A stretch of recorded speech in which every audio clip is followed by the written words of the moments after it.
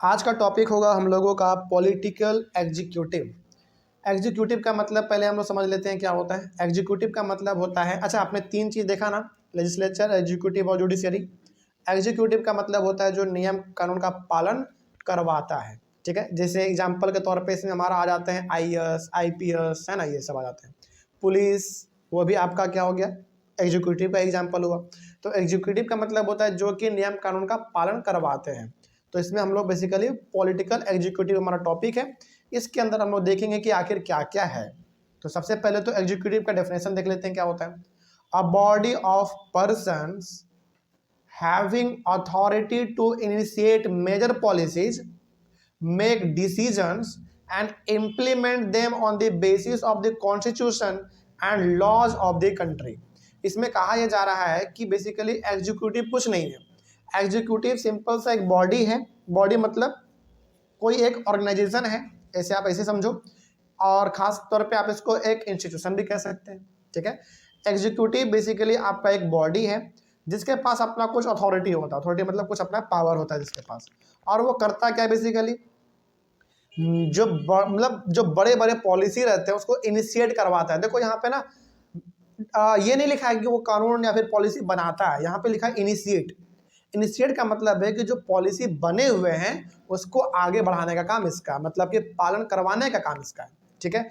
और make decisions, और उसको पालन करवाने में जो छोटा मोटा डिसीजन लेना भी पड़े तो वो ले भी लेता है डिसीजन, ठीक है। एग्जांपल अभी आपको देंगे, समझ में आ जाएगा।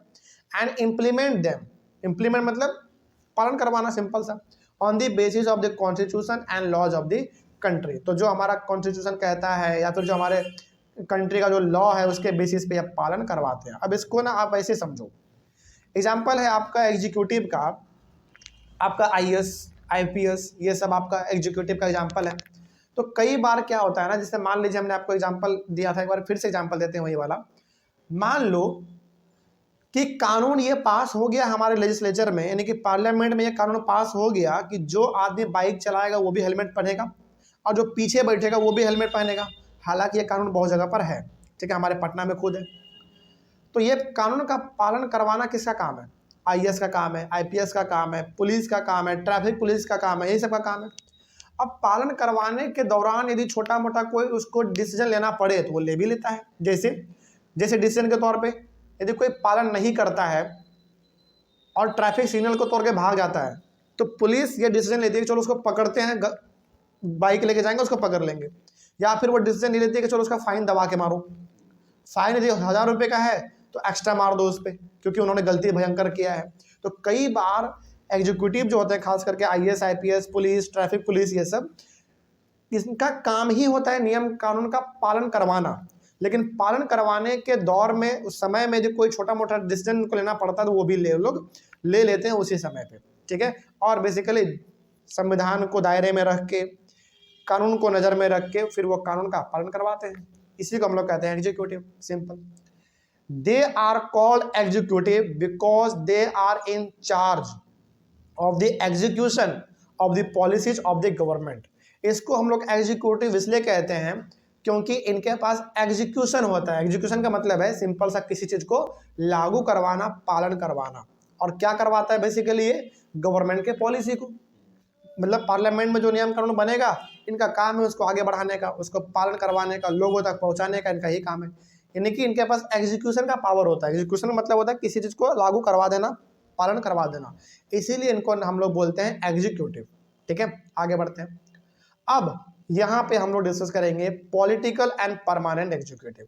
हालांकि ये तो आपका मेन टॉपिक है पॉलिटिकल एग्जीक्यूटिव, इसके अंदर आपको ना पढ़ना है पॉलिटिकल एंड परमानेंट एग्जीक्यूटिव के बारे में। अब हमारा एग्जीक्यूटिव दो प्रकार का होता है, एक होता है पॉलिटिकल और एक होता है परमानेंट। अब इन दोनों के बारे में डिस्कस करते हैं थोड़ा। पहला पॉइंट इसमें कहा गया है कि in a democratic country there are two types of executives, political executive and permanent executive. खास करके डेमोक्रेटिक कंट्री में, जैसे हमारा इंडिया एक डेमोक्रेटिक कंट्री है, यहाँ पे जो एग्जीक्यूटिव होंगे वो दो प्रकार के होंगे।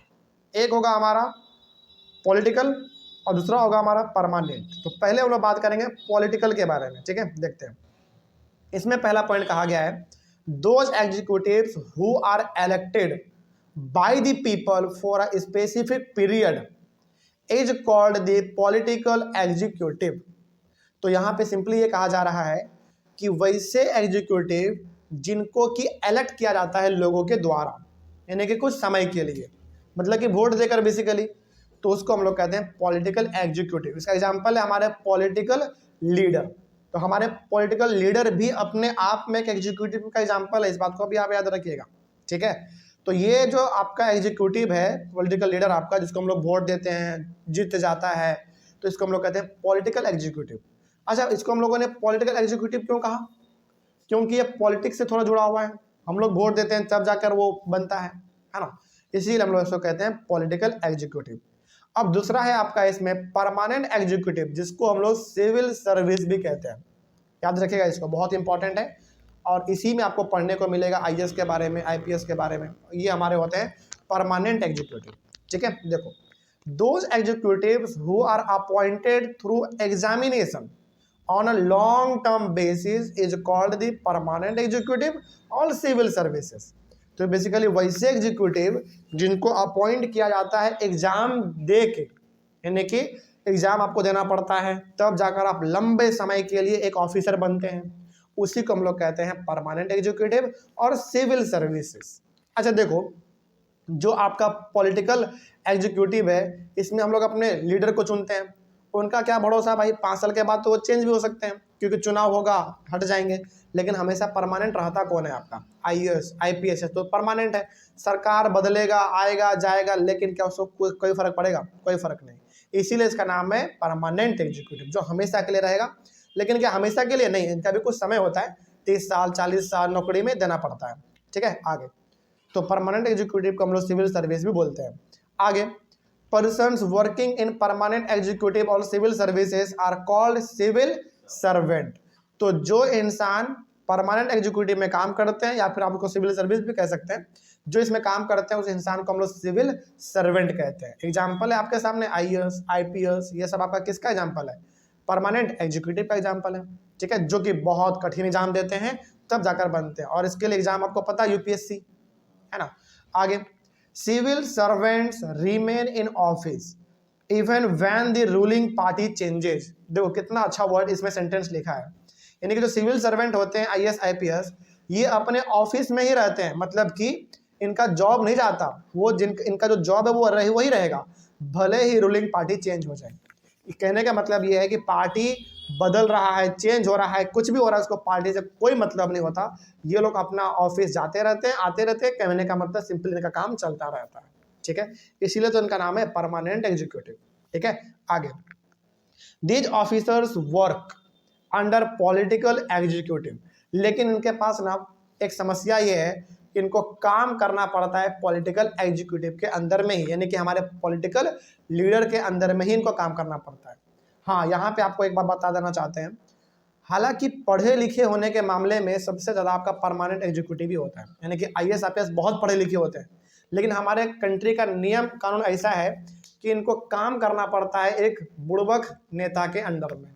यही हमारे कंट्री का थोड़ा सा दुर्भाग्य है, लेकिन कोई बात नहीं, ये सिस्टम है तो आपको करना पड़ेगा, है ना।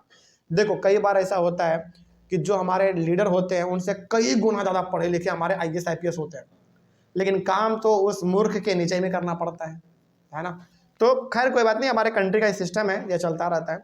आगे, the civil servant is usually more educated and has more expert knowledge of this subject. देखो हम क्या बोलेंगे, तो एनसीईआरटी का लाइन कह रहा है आपसे कि जो आपका सिविल सर्वेंट होता है, यानी कि आईएएस आईपीएस, उनके पास ज़्यादा नॉलेज होता है, वो ज़्यादा पढ़े लिखे होते हैं।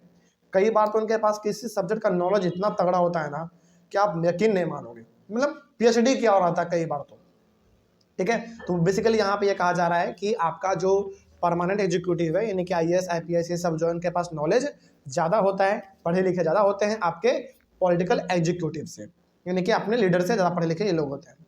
आगे, for example the advisers and IAS, यानी कि एडवाइजर्स का मतलब एक आईएएस होता है, working in the finance ministry know more about economics than the finance minister. देखो कितना बड़ा बात कहा है, यानी कि फाइनेंस मिनिस्ट्री में, फाइनेंस मिनिस्ट्री का मतलब होता है जो पैसे का कारोबार होता है वहाँ पे, यानी कि पैसे का लेन देन। तो फाइनेंस मिनिस्ट्री में देखो यहाँ पे ना थोड़ा सा आपको बताते हैं, इंडिया में जितने भी बड़े बड़े मिनिस्ट्री हैं, चाहे वो फाइनेंस मिनिस्ट्री हो, हेल्थ मिनिस्ट्री हो, एजुकेशन मिनिस्ट्री हो, हर मिनिस्ट्री का जो सबसे टॉप पोजीशन पे आदमी है वो कोई पॉलिटिकल लीडर ही होता है, जिसको हम लोग कहते हैं आम भाषा में मंत्री, है ना। और उससे जस्ट नीचे होता है एक एडवाइजर, जो होता है अपने आप में एक आईएएस। सोचो, यानी कि फाइनेंस मिनिस्टर क्या डिसीजन लेगा, उनको क्या बोलना है क्या नहीं बोलना है, ये सब डिसाइड कौन करता है, एक आईएएस ही काम करता है। लेकिन फिर भी ये तो नीचे ही रह जाता है ना। मतलब देखो यहाँ पे ना सिंपली आपको ये कहा जा रहा है कि मान लीजिए एग्जांपल के तौर पे कि फाइनेंस मिनिस्ट्री का जो मिनिस्टर होगा उनसे कई गुना ज़्यादा नॉलेज एक आईएएस के पास होता है, जो उसको एडवाइज करता है कि सर आप ये करो, ये नहीं करो, वो नहीं करो, इस प्रकार का। सोचो, तो ये बेसिकली एक काबिलियत दिखाता है किसका, एक आईएएस ऑफिसर का। ठीक है, चलो आगे बढ़ते हैं। In a democracy the will of the people is supreme. बिल्कुल सही बात है। डेमोक्रेसी में लोगों का जो मन है ना वही सबसे इंपॉर्टेंट है, यानी कि जो लोग चाह लेगा वो हो जाएगा। विल का मतलब होता है लोगों का इच्छा, लोगों का जो इच्छा करेगा वो हो जाएगा डेमोक्रेसी में। लोग चाहेगा कि इसको जिताओ तो उसको जिता देगा, लोग चाहेगा कि इसको हरा दो उसको हरा देगा। तो बेसिकली यहाँ पे विल पीपल का बहुत इंपॉर्टेंट है, यानी कि लोगों का जो इच्छा है, लोगों का ही यहाँ पर डिसीजन बेसिकली ज़्यादा होता है। लोग चाहेगा तो किसी को भी गवर्नमेंट में बना देगा, गवर्नमेंट में ला देगा, किसी को चाहेगा तो वो नीचे भी गिरा देगा। तो डेमोक्रेसी में सबसे इंपॉर्टेंट कौन है, जनता, लोग। ठीक है, आगे the minister is elected by the people. बिल्कुल सही बात है, हमारा जो मिनिस्टर है वो लोगों के द्वारा चुना जाता है। Minister is finally answerable to the people for all the consequences of their decision, यानी कि हम लोग जब वोट देते हैं तो बेसिकली हम लोग वोट किसको देते हैं, अपने मिनिस्टर को ही वोट देते हैं। तो जब वो लोग चुनाव जीत जाते हैं, गवर्नमेंट में आते हैं, तो वो जो भी डिसीजन लेते हैं उस डिसीजन का उनको जवाब देना पड़ता है लोगों को, है ना। यदि पूछ रहे हैं कि ऐसा डिसीजन आपने क्यों लिया तो उसका जवाब देना पड़ता है। ठीक है, आगे that is why the minister takes all the final decision. तो मिनिस्टर को जवाब क्यों देना पड़ता है, क्योंकि मिनिस्टर को हमने जिताया है भाई, हमने अपना उसको लीडर माना है, तो वो जो डिसीजन लेगा उसका जवाब तो देना ही पड़ेगा उनको। ठीक है, आगे तो फाइनल डिसीजन उन्हीं के हाथ में होता है, तो जवाब भी उन्हीं को देना पड़ेगा। अगला है the minister is not expected to be an expert in the matters of their ministry.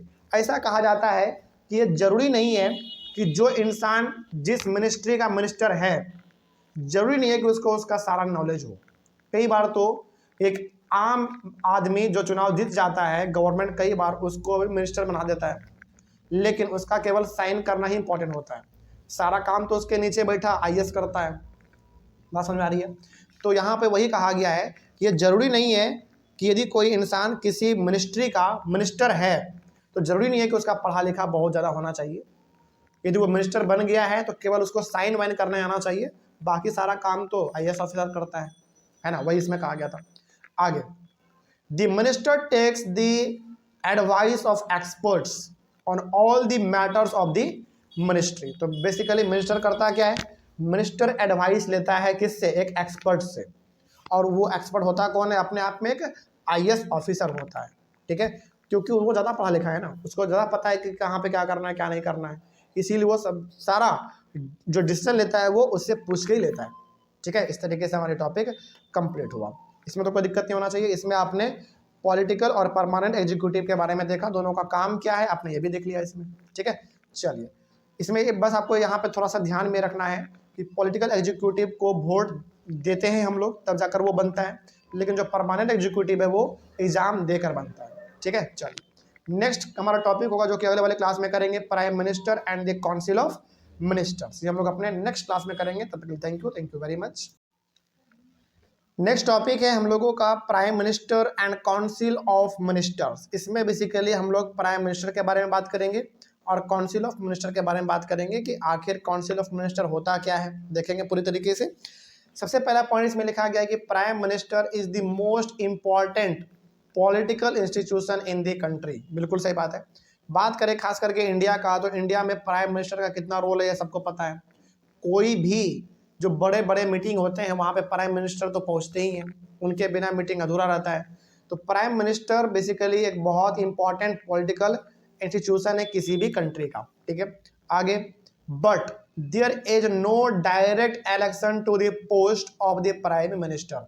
लेकिन प्राइम मिनिस्टर का ना, जो प्राइम मिनिस्टर जो कोई बनता है आदमी, तो उसका डायरेक्ट इलेक्शन नहीं होता है कि आप वोट दे रहे हैं और जो जीत गया वो प्राइम मिनिस्टर बन जाएगा, ऐसा नहीं।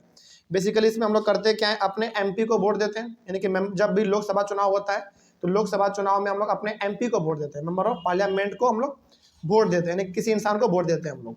जब वो लोग जीत जाते हैं तब जाकर सारे एमपी मिल के अपना एक लीडर चुनता है, जिसको हम लोग क्या कहते हैं, प्राइम मिनिस्टर कहते हैं। ठीक है, तो क्या प्राइम मिनिस्टर को हम लोगों ने डायरेक्टली चुना क्या? नहीं, पहले हम लोग चुनते हैं अपने एमपी को, फिर वो सभी लोग मिलकर चुनते हैं अपने एक लीडर को, जिसको हम लोग कह देते हैं प्राइम मिनिस्टर। ठीक है, आगे the president appoints the prime minister. अच्छा, यहाँ पे फिर लिखा कि प्रेसिडेंट अपॉइंट करता है प्राइम मिनिस्टर को, फिर तो हमारा कहना गलत हो गया। नहीं, बिल्कुल नहीं, अभी आप रुक जाओ, क्योंकि अगला पॉइंट भी तो पढ़ो पहले, वो भी क्या लिखा हुआ है। But the president cannot appoint anyone he और सी लाइक्स। तो वही बात इसमें हमने कहा दोबारा कि सबसे पहले प्राइम मिनिस्टर कौन बनेगा ये कौन तय करेगा? एमपी तय करेगा, मेंबर ऑफ पार्लियामेंट तय करेगा। ये सारे लोग मिल के डिसाइड करते हैं कि हमारा लीडर कौन होगा। कौन लीडर होगा भाई? जो होगा, जिन्होंने उनको चुन लिया वही हमारा प्राइम मिनिस्टर कहलाएगा। लेकिन एक ना हमारे संविधान का एक फॉर्मेलिटी है कि आपको उस प्रोसीजर से गुजरना ही पड़ेगा। तो सबसे पहले हमने क्या किया, लोकसभा का चुनाव हुआ, हमने वोट दिया अपने एमपी को, सारे एमपी ने मिल के चुन लिया अपने एक लीडर को, जो क्या कहला गया, प्राइम मिनिस्टर कहला गया। अब प्रेसिडेंट अपॉइंट करता है। अपॉइंट कहने का मतलब है उस प्राइम मिनिस्टर को अपने यहाँ पे बुलाता है। अपॉइंट करने का मतलब क्या, कि हाँ भैया तुम बन जाओ प्राइम मिनिस्टर, या फिर तुम बन जाओ, ऐसा कुछ नहीं। अपॉइंट करने का मतलब है कि प्राइम मिनिस्टर उस प्रेसिडेंट उस प्राइम मिनिस्टर को अपने यहाँ बुलाता है। बुलाता क्यों है? शपथ ग्रहण के लिए, ओथ के लिए। जो आप देखते हैं ना, मैं फलाना आदमी ईश्वर को साक्षी मानकर यह शपथ लेता हूँ, इस प्रकार का, तो वो कौन करवाता है बताओ? वो प्रेसिडेंट करवाता है। ठीक है, लेकिन वही बात यहाँ पे कहा गया है कि प्रेसिडेंट के पास ये पावर नहीं होता कि वो जिसको चाहे जिसको प्राइम मिनिस्टर बना दे, उसको ऐसा नहीं होता उसके पास। बेसिकली हमारे एमपी चुनते हैं अपने प्राइम मिनिस्टर को, फिर प्राइम मिनिस्टर को अपॉइंट किया जाता है किसके द्वारा? प्रेसिडेंट के द्वारा, कि भैया आपको आपके एमपी ने प्राइम मिनिस्टर बनाया है, अब आप मेरे यहाँ पे आओ और मेरे सामने आप क्या लो, शपथ लो। इसीलिए आपने कभी देखा होगा न्यूज़ में भी या फिर कभी भी कि जो प्राइम मिनिस्टर जो शपथ लेते हैं उनके बगल में प्रेसिडेंट भी होते हैं। कभी आपने देखा ये सब समारोह जब होता है? तो चलो कोई बात नहीं देखा, कोई बात नहीं। बस यहाँ पे आप यह याद रखिएगा कि हमारे एमपी चुनते हैं प्राइम मिनिस्टर को, फिर एमपी को मतलब कि हमारे एमपी चुनते हैं प्राइम मिनिस्टर, फिर प्राइम मिनिस्टर को बुलाता कौन है? प्रेसिडेंट बुलाता है। ठीक है, आगे बढ़ते हैं, क्या होता है। The president appoints the leader of the majority party or the coalition of parties that commands a majority in the Lok Sabha as prime minister। तो बेसिकली प्रेसिडेंट उसी को अपॉइंट करेगा ना जिनको मेजोरिटी ऑफ सीट मिला है parliament में। अब जो को भाई जो चुनाव हार ही गया है, जो माइनॉरिटी में है, क्या उसका कभी प्राइम मिनिस्टर आपने बनता देखा है क्या? नहीं। तो प्राइम मिनिस्टर बेसिकली उसी पार्टी का बनता है जो मेजोरिटी में होता है, और उसी को हम लोग क्या कहेंगे? प्राइम मिनिस्टर कहेंगे। उसी को अपॉइंट करता है president. The prime minister does not have a fixed tenure. अब प्राइम मिनिस्टर का ना कोई भी एक टेन्योर फिक्स नहीं होता। टेन्योर का मतलब है कि कोई एक समय उसका फिक्स नहीं होता कि हाँ ये इतने समय के लिए प्राइम मिनिस्टर बना है, इसके बाद ये हट जाएगा, ऐसा कुछ नहीं। मतलब इसका फिक्स टेन्योर नहीं है, जब मन चाहे तब इसको हटाया जा सकता है, लेकिन कुछ इसके पीछे कुछ नियम कानून होते हैं, वो भी देखो पहले। He continues in power so long as he remains the leader of the majority party और कोलिजन। यानी कि ये तभी तक के लिए प्राइम मिनिस्टर हैं जब तक कि ये पावर में है। यानी कि अगला बार चुनाव होगा, इसका पार्टी हार जाएगा तो प्राइम मिनिस्टर भी चेंज हो जाएगा। क्या फिर आप कह सकते हैं कि इसका एकदम फिक्स्ड है? नहीं, हर 5 साल पे चेंज होता रहता है। ठीक है, आगे। तो यदि कोई दूसरा पार्टी अगले बार जीत जाता है या फिर गठबंधन का सरकार बना लेता है दूसरे पार्टी को मिला के, तो उसका प्राइम मिनिस्टर बनेगा, पहले वाला हट जाता है। ठीक है, आगे।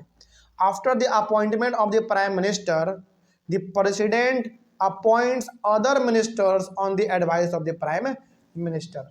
अब जब एक बार प्राइम मिनिस्टर को अपॉइंट कर लेते हैं कौन?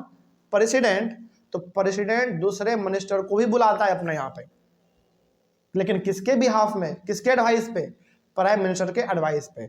मतलब प्राइम मिनिस्टर डिसाइड करता है फिर कि किसको मंत्री बनाया जाए और किसको मंत्री नहीं बनाया जाए। तो तो प्राइम मिनिस्टर कहता है प्रेसिडेंट को कि हमने इस इंसान को मिनिस्टर बनाया है, तो इन सबको भी बुलाओ। सबको बुलाया जाता है, फिर सबको एक साथ मिला के शपथ ग्रहण होता है, फिर ओथ लिया जाता है। आगे देखते हैं, the ministers are usually from the party और the coalition that has the majority in the Lok Sabha. तो जो मिनिस्टर होते हैं वो जनरली मिनिस्टर उस पार्टी के होते हैं जो रूलिंग पार्टी है, यानी कि जो मेजॉरिटी में है, या फिर कई बार मिनिस्टर उस पार्टी के भी बनते हैं जो कि कोलिजन वाले होते हैं, मतलब कि गठबंधन में जो आए हैं उसके भी मिनिस्टर कभी कभी बन जाते हैं लोकसभा में। Sometimes a person who is not a member of parliament can also become a minister. कई बार तो इंडिया में ऐसा भी हुआ है कि वो इंसान जो पार्लियामेंट का मेंबर नहीं है उसको भी मिनिस्टर बनाया गया है। इसलिए बनाते हैं क्योंकि उनका काम करने का तरीका सबसे अलग होता है। कई बार ऐसा हुआ है हमारे इंडिया में, तो कई बार हुआ है। कई बार ऐसा हुआ है कि जो आदमी पार्लियामेंट का मेंबर भी नहीं है उसको भी मिनिस्टर बनाया गया है। क्यों बनाया गया है? क्योंकि वो काम अच्छा करते हैं, ईमानदार है, इसीलिए उनको बनाया गया है। ऐसा कई बार हुआ है। But such a person has to get elected to one of the houses of the parliament within 6 months of appointment as minister. लेकिन इसके साथ एक शर्त है, जो इंसान पार्लियामेंट का मेंबर है ही नहीं उसको मिनिस्टर तो बनाया जा सकता, लेकिन जब आप एक बार मिनिस्टर बन गए तो आपको 6 महीने के अंदर या तो लोकसभा या तो राज्यसभा में लोगों के द्वारा चुन के आना पड़ता है। सोचो, यानी कि आपको चुनाव जीतना पड़ता है 6 महीने के अंदर। इसके पीछे बस एक शर्त ये वाला है, कोई दिक्कत नहीं ना इसमें। तो इसमें आपने बेसिकली प्राइम मिनिस्टर के बारे में समझा, और प्राइम मिनिस्टर के किस तरीके से प्राइम मिनिस्टर को चुना जाता है भी आपने समझ लिया। कोई डाउट इसमें होगा? चलिए आगे बढ़ते हैं। अब हम लोग बात करेंगे काउंसिल ऑफ मिनिस्टर के बारे में। कई बार आपने न्यूज़ में सुना होगा council of minister, cabinet minister, ये सब क्या होते हैं। चलो इसके बारे में थोड़ा सा डिस्कस किया जाए। पहले हमारा काउंसिल ऑफ मिनिस्टर्स, देखो इसमें ना मिनिस्टर केवल लिखा है, केवल मिनिस्टर लिखा है, तो क्या होगा इसमें देखो, council of ministers is the official name for the body that includes all the ministers. यानी कि जितने मिनिस्टर हैं, याद रखना हम इसमें एमपी नहीं बोल रहे हैं, केवल मिनिस्टर बोल रहे हैं। देखो हमारे पार्लियामेंट में, लोकसभा में टोटल सीट्स कितने हैं? 545। लेकिन क्या सभी को मिनिस्टर बनाया जाता है क्या? नहीं, उनमें से मिनिस्टर सबको नहीं बनाया जाता। मिनिस्टर का मतलब होता है किसी डिपार्टमेंट का हेड। हेल्थ डिपार्टमेंट का मिनिस्टर अलग होगा, एजुकेशन डिपार्टमेंट का मिनिस्टर अलग होगा, फाइनेंस का अलग होगा, रोड कंस्ट्रक्शन का अलग होगा।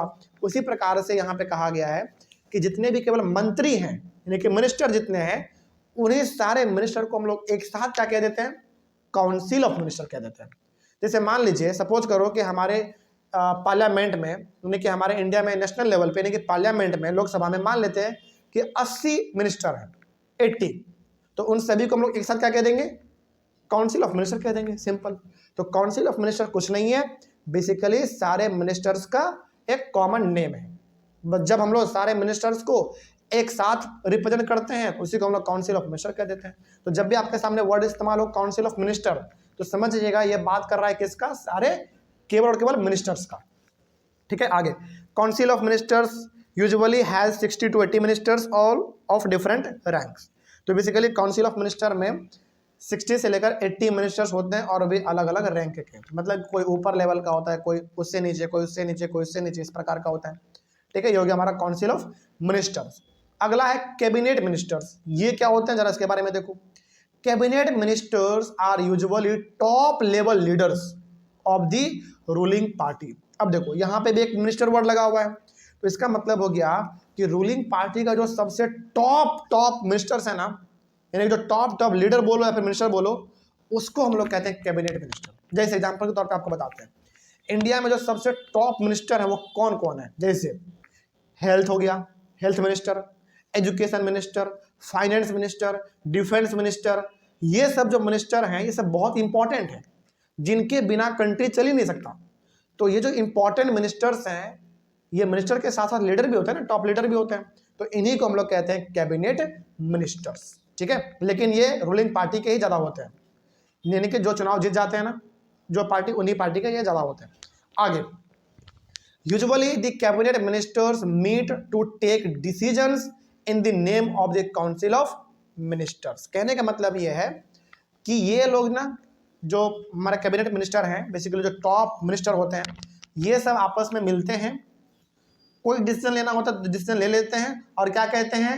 हम सभी ने मिलकर डिसीजन लिया, यानी कि क्या नाम दे देते हैं कि काउंसिल ऑफ मिनिस्टर ने डिसीजन लिया। हालांकि देखो काउंसिल ऑफ मिनिस्टर में सारे मिनिस्टर आ गए, छोटे भी और बड़े भी, लेकिन जब केवल कैबिनेट मिनिस्टर का बात हो तो केवल इसमें टॉप वाले आते हैं, केवल टॉप वाले।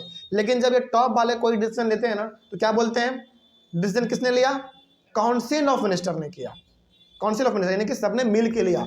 लेकिन क्या इसमें सारे लोग मिले रहते हैं क्या, नहीं, केवल टॉप के मिले होते हैं।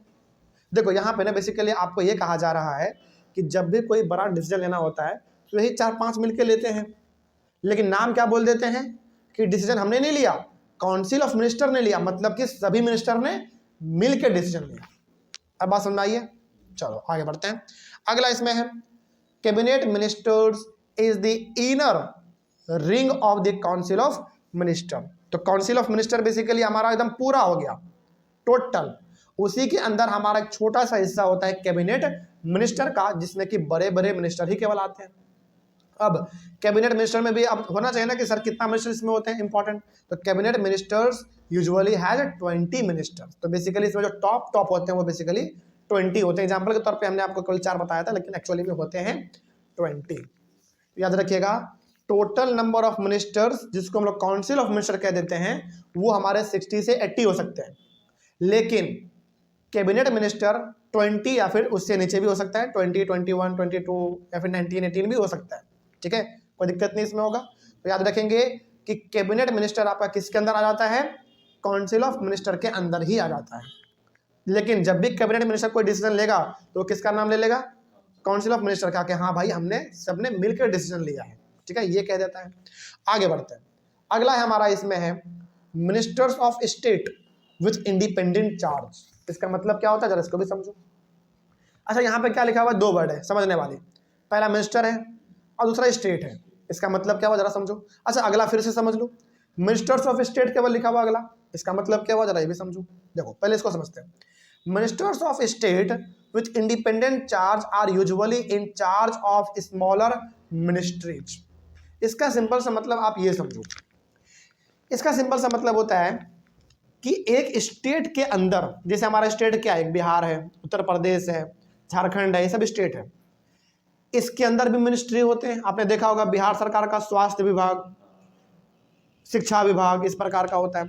तो स्टेट के अंदर जो छोटे छोटे मिनिस्ट्री होते हैं ना, उनका भी एक मिनिस्टर होता है, उसी को हम लोग कहते हैं ministers of state with independent charge, यानी कि इनका भी अपना अलग पावर होता है। जैसे आपको पता है, देखो मिनिस्टर लोग 2 लेवल पे बनते हैं। एक मिनिस्टर होते हैं नेशनल लेवल पे, जो भी कोई कानून बना देगा वो पूरे कंट्री पे लागू हो जाएगा। एक होता है स्टेट लेवल पे मिनिस्टर, जैसे मान लीजिए कि नेशनल लेवल का जो हेल्थ मिनिस्टर है वो जो कानून निकालेगा हेल्थ को लेकर वो पूरे इंडिया पे लागू होगा। लेकिन जो बिहार का हेल्थ मिनिस्टर होगा, जो वो नियम निकालेगा, कानून निकालेगा, तो केवल बिहार पे लागू होगा, उसी को हम लोग कहते हैं। और जो बिहार का मिनिस्टर निकालेगा उसका अपना अलग पावर है, इसीलिए उसको हम लोग कहते हैं ministers of state with independent charge. ठीक है, आगे बढ़ते हैं। दे participate in the cabinet meetings only when specially invited. अब चूंकि भाई ये तो स्टेट के मिनिस्टर हैं, तो क्या इनका कोई रोल हो सकता है क्या कैबिनेट मिनिस्टर में, नहीं हो सकता। लेकिन कभी कभी इनको भी मीटिंग में बुलाया जाता है। जैसे मान लीजिए हेल्थ मिनिस्टर जो नेशनल लेवल पे हैं, यदि उनको कोई डिसीजन लेना होगा तो क्या वो बंद कमरे में बैठ के ले लेंगे डिसीजन, नहीं, वो क्या करेंगे, सभी स्टेट के हेल्थ मिनिस्टर को भी वीडियो कॉल पे बुलाएंगे या फिर फिजिकली बुलाएंगे कि भैया यहाँ पे आओ, और हम लोग सब क्या हैं, हम नेशनल लेवल के हेल्थ मिनिस्टर हैं, आप बिहार के मिनिस्टर हैं, आप झारखंड के हैं, आप उत्तर प्रदेश के हैं तो मिनिस्टर ही ना, और भी किसका, हेल्थ का है, तो आइए सब मिल के एक डिसीजन लेते हैं। तो कभी कभी स्टेट के मिनिस्टर को भी कैबिनेट के मीटिंग में शामिल किया जाता है, लेकिन हमेशा नहीं होता, जब उसको इन्वाइट करना होता है तभी वो जाते हैं। ठीक है, कोई डाउट इसमें नहीं। तो इस केवल इसमें याद रखिएगा कि states of minister with independent charge का मतलब होता है अपने स्टेट का अलग अलग मिनिस्टर, तो उनको भी कैबिनेट के मीटिंग में बुलाया जाता है, लेकिन तब जब उनको इन्विटेशन आता है तब। ठीक है, हमेशा नहीं। आगे बढ़ते हैं। उसके बाद हमारा मिनिस्टर्स ऑफ स्टेट, ये क्या होता है जरा इसको देखो। Ministers of state are attached to and required to assist cabinet ministries. कहने का मतलब यहाँ पे यह है कि आपका जो मिनिस्टर्स होते हैं स्टेट के, उनको ना एक तरीके से जोड़ दिया जाता है कैबिनेट मिनिस्ट्रीज के साथ। आप इसको ऐसे समझो, जैसे मान लो कि कोई कानून निकालना है हेल्थ के ऊपर नेशनल लेवल पे, तो यहाँ पे ना ये जरूरी होता है कि आपको डिसीजन अकेले नहीं लेना है, आपको स्टेट के मिनिस्टर के साथ भी डिसीजन साझा करना है, यानी कि उनको भी बुलाना है, उनसे भी पूछना है कि हम जो ये नियम निकालने जा रहे हैं क्या आप सभी के स्टेट पे लागू होगा, तो क्या आप खुश हैं कि नहीं है, या फिर कुछ चेंजेस हैं तो आप वो भी बता दो। इसी को हम लोग कहते हैं मिनिस्टर्स ऑफ स्टेट, ठीक है। और इन सबको बेसिकली कैबिनेट मिनिस्ट्री से जोड़ दिया जाता है कि आप हेल्थ मिनिस्टर हैं तो केवल अपने स्टेट के लिए नहीं है, आप नेशनल लेवल पे भी यदि कोई मीटिंग होगा तो आपको जाना पड़ेगा, जाते भी ये लोग हैं, ठीक है। इसी को हम लोग कहते हैं मिनिस्टर्स ऑफ स्टेट। आगे बढ़ते हैं, अब इसमें कुछ पॉइंट है, जरा उसको भी देख लेते हैं। Sometimes parliamentary democracy is known as the cabinet form of government because cabinet ministers take major decision in their ministry. तो कई बार हम लोग जो हमारा इंडिया जो है पार्लियामेंट्री डेमोक्रेसी है, पार्लियामेंट्री डेमोक्रेसी का मतलब होता है कि यहाँ पे हम लोग अपने लीडर को चुनते हैं और वो लोग जाके पार्लियामेंट में बैठते हैं। इसको हम लोग कई बार कैबिनेट फॉर्म ऑफ गवर्नमेंट भी कह देते हैं। इसलिए कहते हैं क्योंकि मेजर डिसीजन लेने का काम कौन करता है, कैबिनेट मिनिस्टर ही करते हैं, जिसमें कितने होते हैं 20 लगभग, तो मेजर डिसीजन तो वही लेते हैं भाई।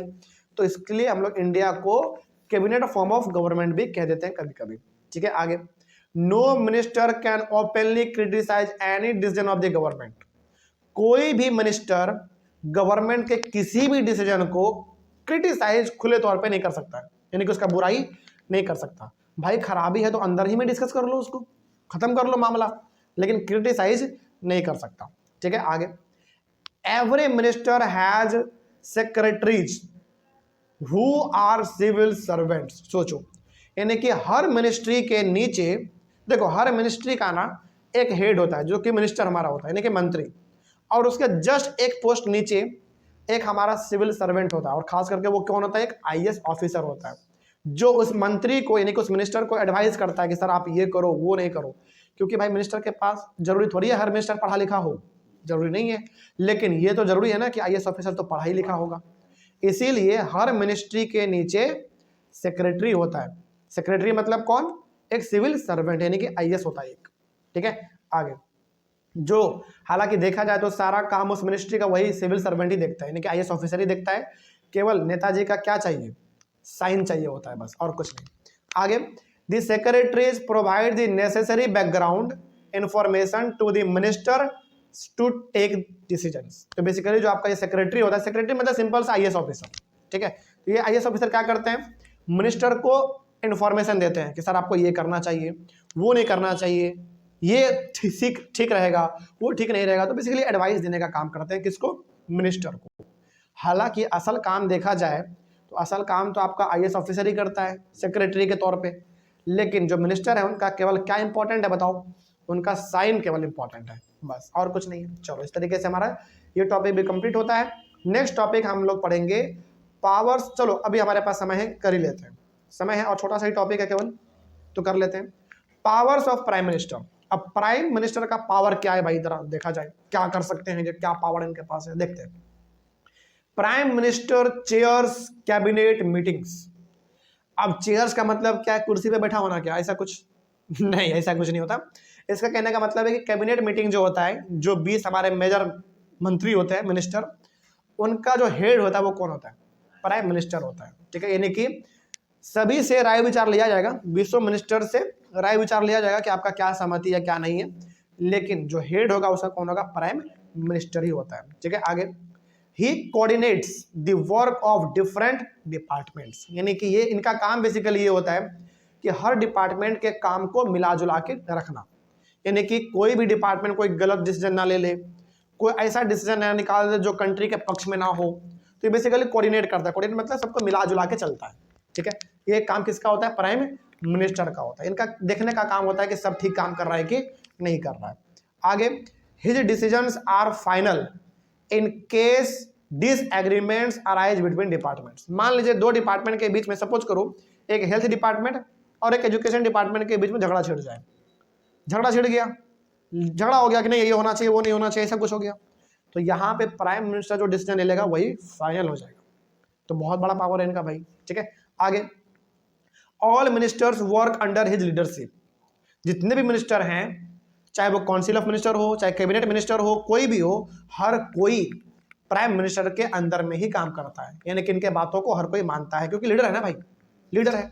आगे, the prime minister distributes work to the ministers, यानी कि प्राइम मिनिस्टर हर मिनिस्टर को काम दे देता है, बांट देता है कि तुम्हारा ये काम है। काम बांटने का मतलब है सबको एक एक डिपार्टमेंट दे देता है।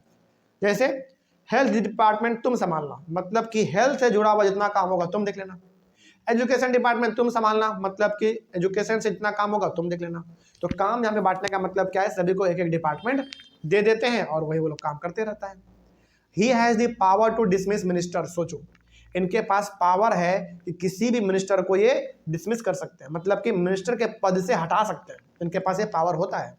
आगे, with in the cabinet the prime minister is the most powerful person, यानी कि कैबिनेट में जितने भी मंत्री हैं उन सभी में से सबसे ज्यादा पावर किसके पास, प्राइम मिनिस्टर के पास होता है। आगे, the prime minister controls the cabinet and parliament through the party, तो पूरे पार्लियामेंट को यानी कि लोकसभा को पूरी तरीके से और जितने उसके अंदर मंत्री बैठे हुए हैं उन सबको संभालने का काम किसका होता है, प्राइम मिनिस्टर का होता है। यानी कि प्राइम मिनिस्टर को देखना पड़ता है कि कौन मंत्री कैसे काम कर रहा है, कुछ गलत डिसीजन तो नहीं ले रहा, और पूरे के पूरे पार्लियामेंट के कामों को भी देखना पड़ता है, ठीक है, यानी कि इनके ऊपर बहुत जिम्मेदारी होती है। आगे, sometimes parliamentary democracy is known as prime ministerial form of government. सोचो कभी कभी हम लोग अपने इंडिया में जो डेमोक्रेसी है, इस डेमोक्रेसी को कभी कभी हम लोग क्या बोल देते हैं, prime ministerial form of government. क्यों बोल देते हैं भाई, क्यों बोलते हैं बताओ, क्योंकि मेजर पावर तो इन्हीं के हाथ में है ना, ये जो चाहते हैं वही कंट्री में पूरा होता है, मेजर डिसीजन लेना है तो इन्हीं के हाथ में है, हर एक मिनिस्टर का लीडर भी यही है, पार्लियामेंट का भी लीडर यही है, इसीलिए इतने सारे पावर हैं प्राइम मिनिस्टर के पास, इसीलिए इन पावर को देखते हुए कभी कभी हम लोग क्या बोल देते हैं, prime ministerial form of government. किसको बोल देते हैं, डेमोक्रेसी को बोल देते हैं, ठीक है। आगे, because A prime minister has enormous power, क्यों बोलते हैं, क्योंकि प्राइम मिनिस्टर के पास इनॉर्मस पावर है, इनॉर्मस मतलब बहुत पावर है, इसके पास बहुत पावर है। इस तरीके से हमारा प्राइम मिनिस्टर का पावर खत्म हो गया, ठीक है। चलिए आगे बढ़ते हैं। नेक्स्ट हम लोग जो कि अगले वाले क्लास में शुरू करेंगे वो होगा हमारा दी प्रेसिडेंट, यानी कि प्रेसिडेंट का क्या रोल है, इनका क्या पावर है, ये हम लोग अपने अगले वाले क्लास में शुरू करेंगे। तब तक के लिए थैंक यू वेरी मच।